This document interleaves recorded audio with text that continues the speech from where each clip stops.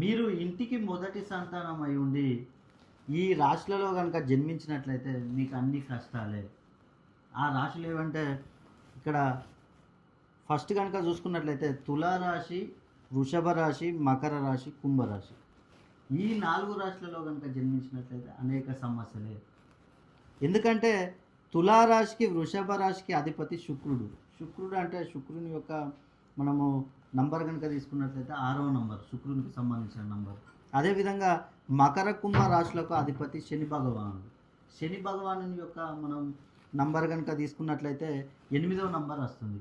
ఇక్కడ ఇంటికి మొదటి సంతానం అంటే 1వ నంబర్.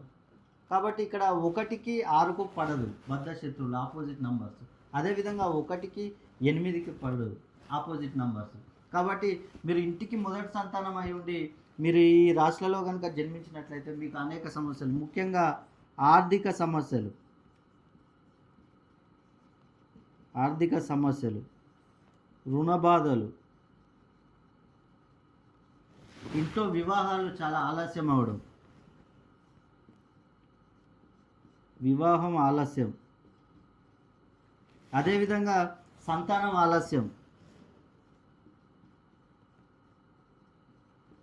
అదేవిధంగా ఆరోగ్య సమస్యలు, ఇలా అనేక సమస్యలు మీకు తలెత్తే అవకాశం ఉంటుంది.